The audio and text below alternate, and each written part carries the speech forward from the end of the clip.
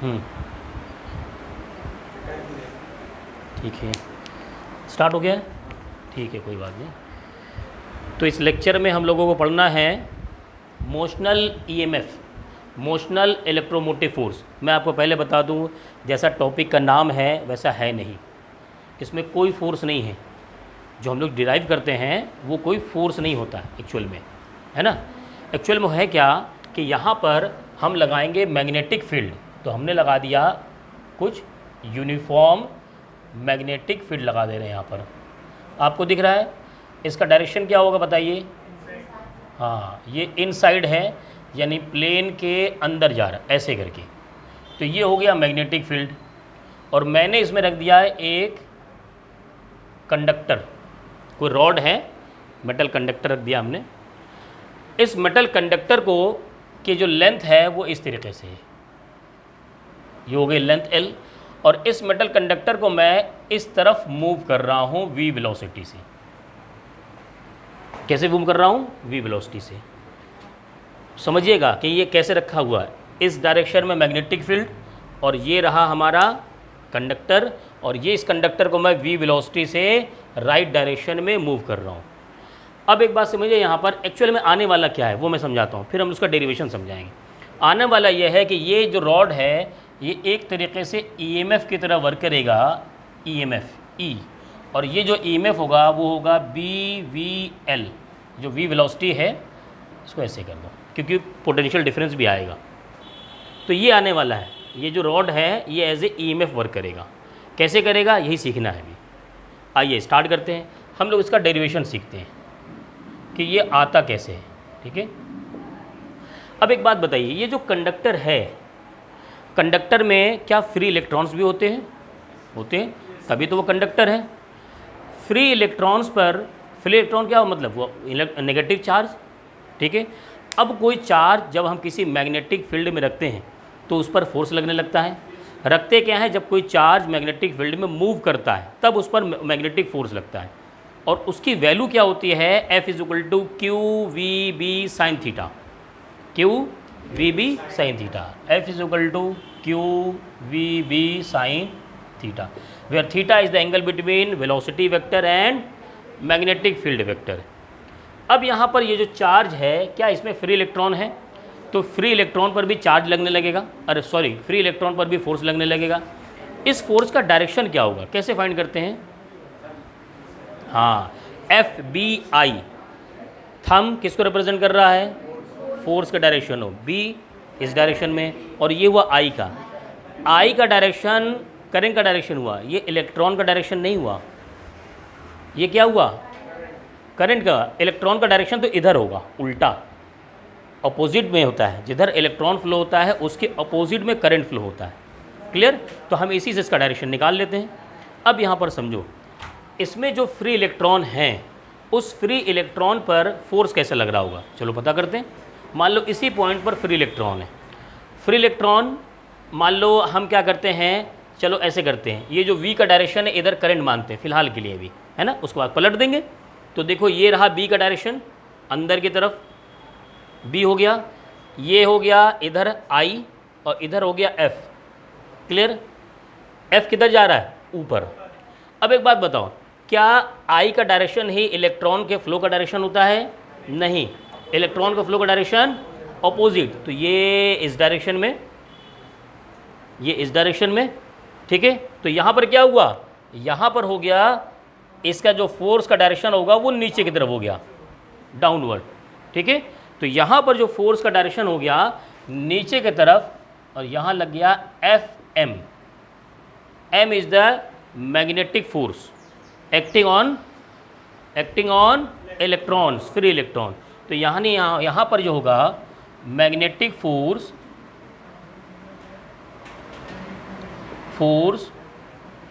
Acting on free electrons, FM = QVB sin theta. एक बात बताइए, यहाँ पर ये जो V और B के बीच का एंगल कितना है? 90 है। सीधे सीधे B अंदर जा रहा है और ये इधर जा रहा है, तो यहाँ क्या हो गया? साइन 90 यानी क्या हो जाएगा क्यू वी बी साइन 90 और यहाँ से एफ एम की वैल्यू आ गई क्यू वी बी। और चूँकि इलेक्ट्रॉन की बात हो रही है तो यहाँ पर क्या रखो, ई रख दो, इलेक्ट्रॉन रख दीजिए। तो ये वैल्यू आ गई किसकी, मैग्नेटिक फोर्स की, जो कि इलेक्ट्रॉन पे लग रहा है। अच्छा चलो इससे आगे बढ़ते हैं। ये जो इलेक्ट्रॉन पर जब फोर्स लगाओगे तो क्या ये इलेक्ट्रॉन धीरे धीरे सब नीचे इकट्ठा नहीं होने लगेंगे, यानी यहाँ पर कुछ ऐसा अरेंजमेंट होने लगेगा। देखो समझना, ये रहा कंडक्टर और यहाँ पर माइनस माइनस माइनस माइनस सब इकट्ठा होने लगे, तो क्या ये नेगेटिव चार्ज आ गया नीचे। तो जब नेगेटिव चार्ज नीचे आ गया तो ऊपर क्या होगा, पॉजिटिव हो जाएगा, एक्युमुलेट हो गए, इकट्ठा हो गए, यानी यहाँ हो गया पॉजिटिव चार्ज। यानी एक कंडक्टर जो यहाँ रखा था अभी तक हमने उसको कोई पोल नहीं बनाया था, कोई चार्ज एक तरफ नहीं किया था, लेकिन मैग्नेटिक फील्ड में मूव करने की वजह से उस पर मैग्नेटिक फोर्स लगा और मैग्नेटिक फोर्स ने क्या किया, इनको नीचे इकट्ठा कर दिया और ऊपर क्या हो गया, पॉजिटिव चार्ज हो गया। अच्छा पॉजिटिव जैसा कोई चार्ज होता नहीं है, सही माने वो होल्स होते हैं। जब मैं इलेक्ट्रॉन्स पढ़ाऊँगा ना तो वहाँ पर समझाऊँगा, वो और मज़ा आएगा वहाँ पर, ठीक है। अब समझो यहाँ पर जब ये पॉजिटिव चार्ज और नेगेटिव चार्ज हो गया, क्या कोई इलेक्ट्रिक फील्ड भी लगेगा फिर। अरे पॉजिटिव चार्ज और नेगेटिव चार्ज जब पोल बन जाते हैं तो इलेक्ट्रिक फील्ड वर्क करता है ना, और इलेक्ट्रिक फील्ड का डायरेक्शन कैसा होता है, पॉजिटिव टू नेगेटिव, यानी यहाँ पर लगने लगा हमारे पास एक इलेक्ट्रिक फील्ड। क्लियर। जब ये इलेक्ट्रिक फील्ड लगने लगा तो क्या फोर्स भी लगेगा, कोई चार्ज किसी इलेक्ट्रिक फील्ड में रखा हो तो उस पर फोर्स लगता है। फोर्स का डायरेक्शन फिर क्या होता है, अरे डाइपोल मोमेंट में पढ़ा दिया, टॉर्क में पढ़ा दिया, नहीं। देखो एक बात बताऊँ, जो इलेक्ट्रिक फील्ड का डायरेक्शन होता है वो होता है पॉजिटिव से नेगेटिव, रट डालो एकदम, फिर से समझो, इलेक्ट्रिक फील्ड का डायरेक्शन पॉजिटिव से नेगेटिव। अब इस इलेक्ट्रिक फील्ड में तुमने कोई चार्ज रख दिया, अगर वो चार्ज पॉजिटिव है तो उस पर फोर्स लगेगा इलेक्ट्रिक फील्ड के डायरेक्शन में, इलेक्ट्रिक फील्ड का डायरेक्शन उसी डायरेक्शन में बह जाएगा वो। लेकिन अगर वो चार्ज नेगेटिव है तो वो इलेक्ट्रिक फील्ड के अपोजिट डायरेक्शन में उस पर फोर्स लगेगा। अब एक बात बताओ, इलेक्ट्रिक फील्ड नीचे लग रहा है, नेगेटिव वाले जो चार्ज इलेक्ट्रॉन था यहाँ पर बहुत सारे हैं, उन पर इलेक्ट्रिक फोर्स किधर लगेगा, ऊपर लगेगा, ई के अपोजिट लगेगा ना। यानी यहाँ पर क्या एक फोर्स लगने लगेगा, एफ ई। बात समझो, क्लियर हुआ बात। पहले क्या लगा, मैग्नेटिक फोर्स लगा, मैग्नेटिक फोर्स ने नीचे इकट्ठा कर दिया वो नेगेटिव चार्ज को। अब जब ये नेगेटिव चार्ज नीचे हो गया, पॉजिटिव चार्ज ऊपर हो गया, तो वहाँ पर क्रिएट हो गया इलेक्ट्रिक फील्ड, और इलेक्ट्रिक फील्ड का डायरेक्शन होता है फ्रॉम पॉजिटिव टू, यानी कि वो होगा ऊपर से नीचे। और जैसे ही इलेक्ट्रिक फील्ड ऊपर से नीचे लगा तो उसी इलेक्ट्रिक फील्ड की वजह से वहाँ पर लगने लगेगा इलेक्ट्रिक फोर्स, और इलेक्ट्रिक फोर्स का डायरेक्शन होता है पॉजिटिव चार्ज के लिए इलेक्ट्रिक फील्ड के डायरेक्शन में, और नेगेटिव चार्ज के लिए होता है इलेक्ट्रिक फील्ड के अपोजिट डायरेक्शन में। तो इलेक्ट्रिक फील्ड लग रहा है डाउनवर्ड, तो यहाँ पर इलेक्ट्रिक फोर्स किधर हो जाएगा, अपवर्ड। अब आपको दिख रहा होगा कि ये जो इलेक्ट्रॉन है, इस इलेक्ट्रॉन पर दो फोर्स लगने लगे। कितने फोर्स लगने लगे, दो फोर्स। अच्छा जैसे हमने मैग्नेटिक फोर्स की वैल्यू लिख ली थी, चलो इलेक्ट्रिक फोर्स की भी वैल्यू लिख लेते हैं। Electric force acting on charge, या इलेक्ट्रॉन को उसे मैं जब भी कहूँगा चार्ज तो वो इलेक्ट्रॉन है, क्या होगा, F is equal to q into E होता है ना। तो यहाँ हो जाएगा एफ ई, ये हो जाएगा ई कैपिटल ई, सही है। ये हो गया इक्वेशन सेकेंड। क्लियर, समझ में आ रहा होगा एकदम। चलो थोड़ा सा और आगे बढ़ते हैं। अब क्या हुआ, इनमें से कौन ज़्यादा होगा और कौन कम होगा, समझना ज़रा, बड़ी अच्छी चीज़ है। कौन ज़्यादा होगा कौन कम होगा। स्टार्टिंग में मैग्नेटिक फील्ड, मैग्नेटिक फोर्स ज़्यादा होगा at starting F M is greater than F E, small E से कह दो। क्यों, क्योंकि जब ये लगा है, एक्युमुलेशन हो गया है, इकट्ठा हो रहे हैं, तभी इलेक्ट्रिक फील्ड तो स्टार्ट हुआ है। जैसे जैसे ज़्यादा चार्ज इकट्ठा होता जाएगा वैसे वैसे इलेक्ट्रिक फील्ड की वैल्यू बढ़ती जाएगी, और जैसे जैसे इलेक्ट्रिक फील्ड की वैल्यू बढ़ती जाएगी वैसे वैसे इलेक्ट्रिक फोर्स की वैल्यू बढ़ती जाएगी। बात समझ में आ रही। यानी लोग इकट्ठा हो रहे हैं, इधर भी इधर भी इधर भी इधर भी इधर भी इधर भी, जब ज़्यादा लोग इकट्ठा हो जाएंगे तब मारपीट ज़्यादा होगी ना, खतरनाक वाली। अभी जब स्टार्टिंग में हुआ था एक आदमी इधर से आया एक आदमी आया तो एक ही थप्पड़ चलेगा उसमें, है ना, और एक गुम्मा भी चलेगा तो लगेगा नहीं सही से। अब पता चला 100 की भीड़ है, इधर गुम्मा चलाओ, लगेगा फिर ढंग से। बात समझ में आ रही? तो यही बात है, यहाँ पर भीड़ इकट्ठी हो गई, जब इकट्ठी हो गई तो इलेक्ट्रिक फील्ड बढ़ चुका है। अब जब बढ़ गया है तो इलेक्ट्रिक फोर्स की वैल्यू बढ़ गई, यानी at steady state, steady state F M is equal to F E. आप इसको ऐसे भी कह सकते हैं, मॉड लगा सकते हैं, क्योंकि दोनों का डायरेक्शन अलग अलग है। तो मैं सोचता हूँ मैग्नीट्यूड लेके चलूँ। यहाँ पर देखिए एफ एम की वैल्यू कितनी है, E V B, E V B is equal to E capital E, ठीक है, स्मॉल ई कैंसिल हो गया। यहाँ से इलेक्ट्रिक फील्ड की वैल्यू कितनी आ रही, वी बी, ये किसकी वैल्यू आ गई, इलेक्ट्रिक फील्ड की वैल्यू। क्लियर है? इलेक्ट्रिक फील्ड किस पे डिपेंड कर रहा है, वेलोसिटी ऑफ इलेक्ट्रॉन और मैग्नेटिक फील्ड। अब देखो पोटेंशियल डिफरेंस का फॉर्मूला क्या होता है, पोटेंशियल डिफरेंस यानी ये होता है delta V is equal to, ये वी कैपिटल वी होगा, वेलोसिटी वाला नहीं है, ये होता है V into E into L, E into L, electric field into distance length, ठीक है, हाँ ठीक है। तो यहाँ से पोटेंशियल जो होगा, पोटेंशियल डिफरेंस, ई की वैल्यू क्या है, वी बी, और ये आ गया एल, ठीक है। तो यहाँ पर क्या आ गया, वी बी एल, क्या पास आ गया भाई हमारे पास, वी बी एल। बी कितना है, बी क्या है, मैग्नेटिक फील्ड। इसको ऐसे लिखते हैं, देखो अच्छा, ये पोटेंशियल डिफरेंस, इसी को कहा जाएगा ईएमएफ, यानी जो ईएमएफ हमारे पास आएगा वो आएगा L into V cross B. इसको ऐसे लिख लो या इसको ऐसे लिख लो, एल वी बी। क्लियर, समझ में आ गया भाई, बात समझ में आ गई सबको? कोई डाउट है तो पूछ लीजिए अभी। ये v क्या है, ये v velocity, b is the magnetic field, l is the length of conductor, ठीक है। तो यहाँ से हमने क्या कहा, किसी कंडक्टर को अगर आप मैग्नेटिक फील्ड में मूव करेंगे v वेलोसिटी के साथ, तो वो कंडक्टर क्या बन जाएगा, एक ईएमएफ बन जाएगा, एक बैटरी की तरह काम करने लगेगा। समझो छोटी बैटरी, ये कंडक्टर है, मैं इसको ढंग से मूव कर रहा हूँ तो ये क्या होगा, positive charge negative charge EMF करने लगा, वर्क करने लगा। क्लियर, बात समझ में आ गई? चलिए इसको नोट करिए, इसके पर कुछ न्यूमेरिकल लगाते हैं, पोज कर दीजिए इसको। चलिए कुछ एग्जांपल देखते हैं यहाँ पर ना, ध्यान दीजिए, कुछ केसेस लेते हैं।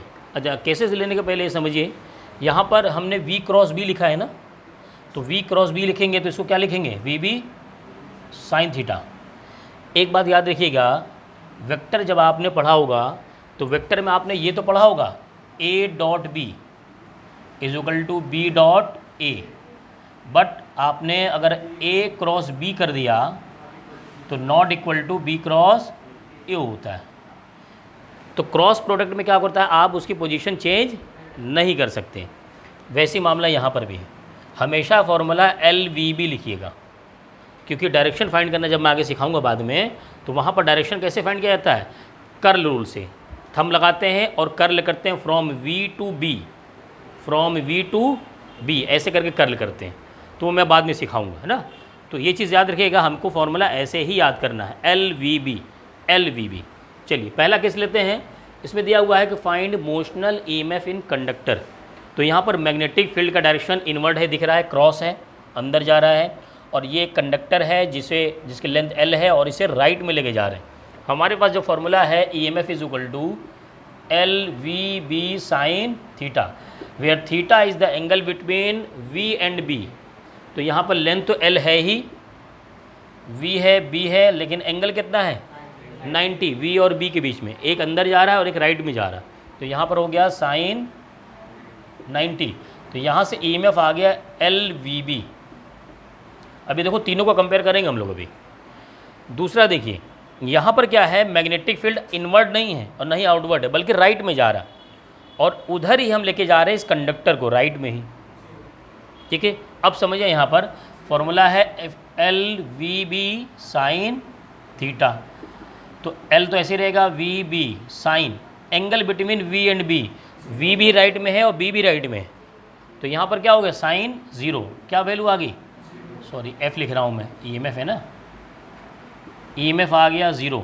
तो एक बात बताओ, यहाँ पर जो 0 आया, कौन दो क्वांटिटी पैरेलल हैं, V और B पैरेलल हैं, तो यानी ये कंडीशन हमारे पास एक हमें मिल गई है। क्वेश्चन में ये दे सकता है कि if V is parallel to B then, option में दे देगा आपको कि इनमें से 4 कौन से होंगे, एक 0 होगा, एक 1 होगा, एक मैक्सिमम, एक मिनिमम होगा, ठीक है। तीसरा देखिए B राइट में जा रहा है, V ऊपर जा रहा है, तो यहाँ से अगर हम EMF लिखें LVB, अब एंगल बिटवीन V और B, V इधर है और B इधर है 90, तो यहाँ क्या हो गया साइन 90, यहाँ से EMF क्या आ गया LVB साइन थीटा।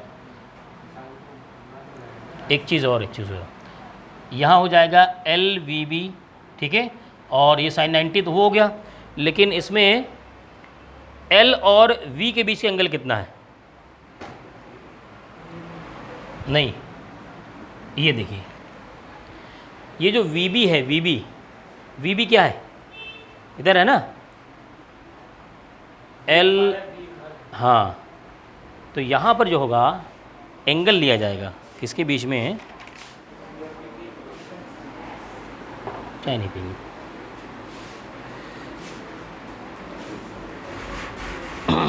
VB और dot L, VB dot L। Actual में थोड़ा सा और आपको सिखाना पड़ेगा, इसमें सीखिए, यहाँ जो होता है L dot V cross B होता है, L dot V cross B, यानी इनका रिजल्टेंट, फिर इनका जो रिजल्टेंट आएगा वो इसके साथ क्या होगा, डॉट प्रोडक्ट होगा, क्या होगा, डॉट प्रोडक्ट। अच्छा, जब कोई डॉट प्रोडक्ट होता है तो उसको एक्सपेंड करते हैं तो क्या लिखते हैं, साइन या कॉस, कॉस लिखते हैं ना, बस समझ में आ रही। तो यहाँ पर क्या होगा, जो इनका रिजल्टेंट आएगा, मान लो इसका रिजल्टेंट x आ गया, तो यहाँ होगा L X cos theta, where theta क्या होगा उस केस में L और x के बीच का एंगल। अब एक बात बताओ, यहाँ से आ जाओ, सीखो ज़रा, नया केस आ चुका है। अब VB का रिजल्टेंट किधर जाएगा, हमें ये तो सीखना पड़ेगा ना, V और B का जो रिजल्टेंट आएगा उसका डायरेक्शन और L के डायरेक्शन के बीच का जो एंगल होगा वही तो कॉस लगेगा, यानी यहाँ हम लगा सकते हैं कॉस थीटा। ये थीटा किसके बीच का एंगल है, इनके बीच के रिजल्टेंट और L के बीच, क्लियर है। अब VB का रिजल्टेंट किधर आएगा, VB के रिजल्टेंट आएगा कि आप V से B तक कर्ल कीजिए और जिधर वो थीटा होगा उधर ही, जिधर थंब होगा उधर ही होगा, तो V से B कर्ल कीजिए, V से B, क्योंकि V ऐसे है और B ऐसे। चलो मैं इसको अलग से बना दे रहा हूँ, ये रहा V, ये रहा B, दिख रहा है। अब कर्ल करना होगा तो ये रहा V, B तक कर्ल करो, सही जा रहा कर्ल, ऐसे कर्ल करना है कि ऐसे करना है बताओ, हाँ ऊपर से करना होगा क्योंकि V क्रॉस B है, B क्रॉस B नहीं है, तो हमें जब ऐसे कर्ल करेंगे तो थंब किधर रहेगा, अंदर, यानी इनका जो रिजल्टेंट है उसका डायरेक्शन किधर है, अंदर की तरफ। कहाँ है, अंदर की तरफ, और जब वो अंदर की तरफ है तो उसका एंगल L के साथ क्या होगा 90, यहाँ हो जाएगा cos 90, VB cos 90, यानी इस केस में भी EMF 0 आएगा, इस केस में भी EMF 0 आएगा। तो बात यहाँ कुछ और समझ में आई, एक चीज़ ये समझ में आया, अच्छा यहाँ भी कुछ पैरेलल था क्या आपस में, क्या पैरेलल है, देखिए L और V, क्या है L और V, और यहाँ V और B, मतलब कि कोई दो क्वांटिटी अगर पैरेलल हुई, कोई दो क्वांटिटी अगर पैरेलल हुई तो उनका वहाँ पर EMF कितना आएगा 0। ये आप अप्लाई करके देखना, आप कोई भी केस लगाइए, क्योंकि कहीं ना कहीं पैरेलल लेके जाने में एक को 0 बना के एक को 90 बना देगा, एक को 0 बनाएगा तो साइन 0 को 0 कर देगा, और अगर 90 किसी को बनाया तो कॉस 90 उसको 0 कर देगा। यानी वैल्यू तभी आ सकती है जब जो तीनों क्वांटिटीज़ हैं म्यूचुअली परपेंडिकुलर हों, इस तरीके से ये तीनों म्यूचुअली परपेंडिकुलर हों, तब वैल्यू मैक्सिमम आएगी। और वैल्यू कम कब आएगी? जब हम क्या करेंगे, किसी को भी पैरेलल कर दीजिए, तो वैल्यू वहीं पर क्या हो जाएगी, मिनिमम यानी ज़ीरो हो जाएगी। और किसी एंगल पर रहेगी तो क्या होगा, वैल्यू घटती रहेगी धीरे धीरे, मैक्सिमम से धीरे धीरे घटते घटते कहाँ तक जाएगी, ज़ीरो तक। क्लियर, समझ में आ गया सबको, कोई डाउट तो नहीं? चलिए तीनों केस नोट करिए यहाँ पर। इस केस में थोड़ा से वहाँ पर बढ़ा लीजिएगा जहाँ नोट किया था, उसके बाद ये तीनों केस नोट कर लीजिए, पॉज कर दीजिए। चलिए एक अच्छा न्यूमेरिकल देखिए ज़रा। एक अरेंजमेंट दिया हुआ कुछ इस तरीके से कि यहाँ पर ये लगा दिया एक रेजिस्टेंस, ध्यान दीजिए भाई, बोर्ड पर ध्यान दीजिए। एक रेजिस्टेंस लगा हुआ है और ये एक कंडक्टर है, ठीक है। कंडक्टर की जो लेंथ है वो है 2 मीटर, ध्यान दीजिए न्यूमेरिकल पर। और ये 10 m का रेजिस्टेंस लगा दिया गया। इसे 5 मीटर पर सेकेंड से हम राइट में लेके जा रहे हैं, या कहिए कि राइट और लेफ्ट में ऐसे इस तरीके से मूव करा रहे हैं। एक तरीके से पिस्टन मूव करता है ना, वैसा अरेंजमेंट है। तो और यहाँ पर जो मैग्नेटिक फील्ड है जो वर्क कर रही है अंदर, वो है 0.5 टेस्ला, अंदर की तरफ है, इनवर्ट। मतलब तीनों क्या है, म्यूचुअली परपेंडिकुलर हैं। कौन कौन से? लेंथ, वेलोसिटी और मैग्नेटिक फील्ड, ठीक है। ये तीनों म्यूचुअली परपेंडिकुलर हैं। तो कहा जा रहा है कि find current flow in resistance, इस रेजिस्टेंस में कितना करंट फ्लो करेगा। पहले बताओ इसमें करंट कैसे फ्लो करेगा? करंट तो है नहीं, ना बैटरी लगाया हमने, ईएमएफ इंड्यूस्ड होगा। देखो एक तो ईएमएफ कैसे इंड्यूस्ड होगा, इसकी वजह से ना, अभी तो मैंने बताया वो जो कंडक्टर होता है एज ए ईएमएफ वर्क करने लगता है, क्योंकि नेगेटिव चार्ज नीचे आ जाते हैं, पॉजिटिव चार्ज ऊपर आ जाते हैं, ये होने लगता है। अब देखो यहाँ पर क्या होगा, जब ये ईएमएफ बन गया यानी पोटेंशियल डिफरेंस हो गया। पोटेंशियल डिफरेंस मतलब इस टर्मिनल और इस टर्मिनल के बीच में पोटेंशियल डिफरेंस, यही टर्मिनल तो इससे जुड़ा हुआ है। बात समझ में आ रही भाई? वही टर्मिनल तो उससे जुड़ा हुआ है, तो क्या होगा, तो इसमें करंट फ्लो होने लगेगा। लेकिन करंट की फॉर्मूला क्या होता है? करंट का formula I = EMF upon R, V/R होता है ना। तो जो EMF होगा यहाँ पर, जो करंट होगा, उस करंट की वैल्यू कैसे फाइंड कर सकते हैं? R से और EMF से।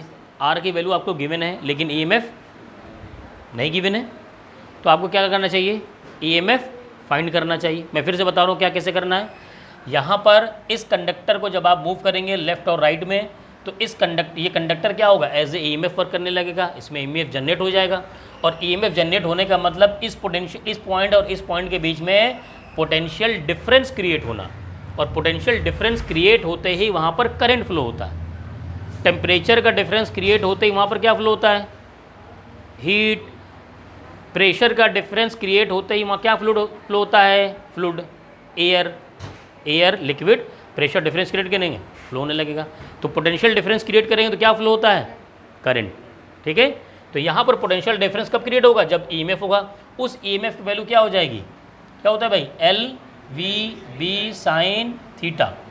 L की वैल्यू 2, V की वैल्यू 5, B की वैल्यू 0.5 टेस्ला, और ये होगा sin 90। कितना हो गया भाई?